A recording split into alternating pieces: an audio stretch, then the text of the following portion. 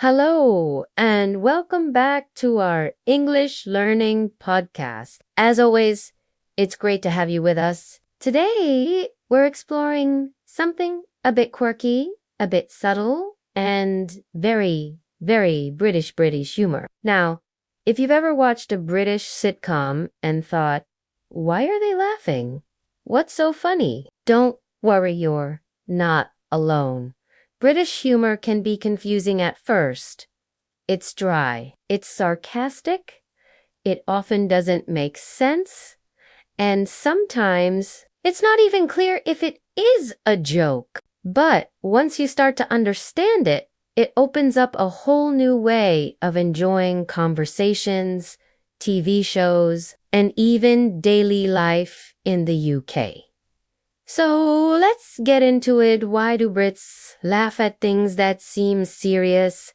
Why do they make fun of themselves all the time? And what exactly is sarcasm? Put the kettle on and let's have a laugh. Let's start with something that's absolutely central to British humor. So in British culture, it's very common to make fun of yourself. Not because you feel bad about yourself, but because it's a way to show you're not arrogant. So instead of saying, I'm really good at this, a Brit might say, well, I'm absolutely useless, but I'll give it a go. It's modest, it's humble, and it's often funny. Here's an example you might hear. I tried baking a cake yesterday. Complete disaster. Looked like a brick. Even if the cake wasn't that bad, it's funnier to exaggerate and say it was terrible. That's self-deprecating humor. It's also a way to connect with others. People feel more comfortable around someone who doesn't take themselves too seriously. Now let's talk about sarcasm. Sarcasm is when you say the opposite of what you mean often in a dry, serious voice. For example, let's say it's raining.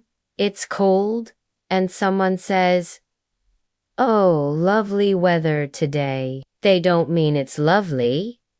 They mean the opposite. But because they said it in a cheerful way, it becomes a joke. British people love sarcasm. It's often used to be playful or to deal with annoying situations. Someone's late. You might say, oh, great. Only 30 minutes late this time. That's actually early for you. Again, it's not about being mean, it's about finding humor in everyday life. Another key ingredient in British humor is understatement. That means making something sound less serious or less dramatic than it really is. For example, if someone has just broken their leg, they might say, bit of a bruise, really. Or if something went horribly wrong, a Brit might just say, well, that didn't go quite as planned. Understatement is about not being too emotional. It's often used to stay calm or to keep a sense of humor even when things go wrong. Now, let's talk about deadpan delivery. Deadpan means saying something funny but with a completely serious face and tone. No smiling, no laughing, just flat and straight. This is very British. Imagine someone saying, I once ate 12 sausages in one sitting. Nearly died. It was glorious. If you said that with a smile, it would be a regular joke. But if you say it completely seriously, it becomes deadpan humor. And Brits love that contrast. It's unexpected. It makes the humor feel dry and clever. All right, let's move on to another big part of British humor, irony. Now, irony is tricky.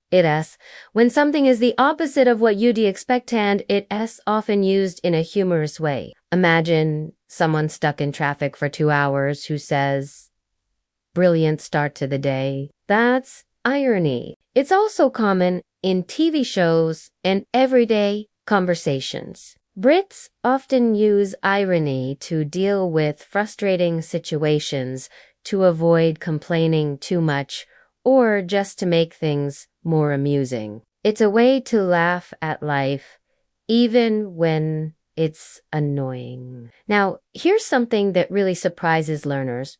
British humor is often about awkwardness, yes, awkward moments, silence, embarrassment. Brits love it. Shows like The Office, Peep Show, or Fleabag are full of characters who say the wrong thing, do something weird, or just look uncomfortable, and that's the joke. In British culture, laughing at awkward situations helps everyone feel better. Instead of pretending everything is perfect, people just accept the weirdness and find it funny. So, if you've ever watched a British sitcom and felt secondhand embarrassment, that's probably the joke. Let's talk now about another classic: wordplay and puns. British people love clever language. So you'll often hear jokes that play with double meanings, rhymes, or unusual phrasing. For example, I used to be a banker, but I lost interest. Or, time flies like an arrow. Fruit flies like a banana. Are they silly? Yes.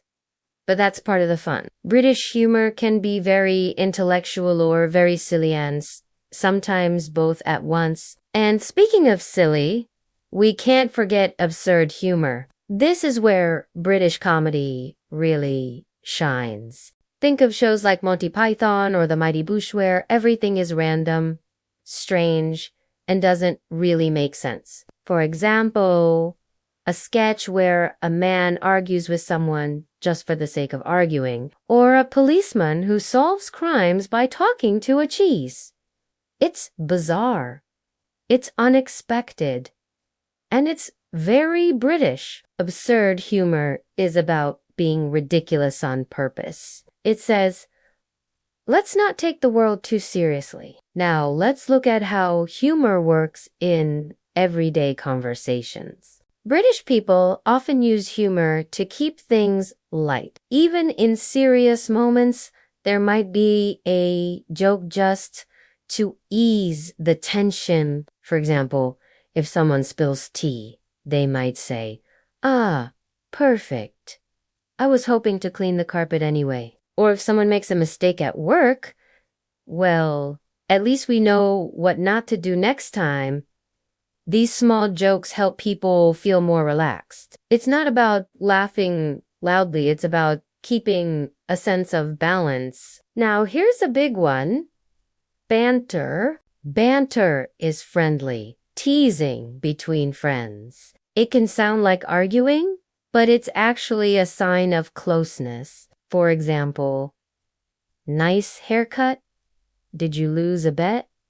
Or, you're always late? What happened? Did the clocks break again? Banter is quick, playful, and often sarcastic. But here's the rule. It's only funny if everyone's laughing. If someone seems upset, then it's no longer banter, it's just being rude. So, if you're still learning English, take your time. Don't worry about mastering banter immediately. Just listen, and you'll start to get the rhythm of it. Let's also talk about how British humor shows up in TV and film. There's a huge variety of British comedies. Some are silly, some are clever, some are dark. Here are a few examples. Mr. Bean. Physical, visual humor. No words, just actions. The Office. Awkward, uncomfortable comedy about everyday work life. Faulty Towers. Classic British farce. Silly, dramatic, and a bit old. Dairy Girls. The IT Crowd. Gavin and Stacey. Modern shows full of banter and real-life awkwardness. If you want to understand British humor, watching these shows is a great place to start. So, How can you use British humor yourself? Here are a few tips. Try not to take yourself too seriously. If you make a mistake, laugh about it. You could say, well, that went well. Start listening for sarcasm and irony. It's not always about what's said, but how it's said. Practice using understatement. Instead of saying something was terrible, say could have been better. And when you feel ready, try a bit of gentle, self-deprecating humor. Like, I'm great at cooking. I only burn things half the time now. It's light, it's friendly, and it's very British. So there you have a full tour of British humor. From sarcasm and understatement to absurd jokes and awkward moments. British humor is all about not taking life too seriously. It's about laughing at the little things, making fun of ourselves, and turning even the worst situations into something amusing. If you're new to it, don't worry. Just listen, observe, and enjoy it. And remember, if you don't get the joke right away, that's okay. Even Brits sometimes don't know if something was supposed to be funny.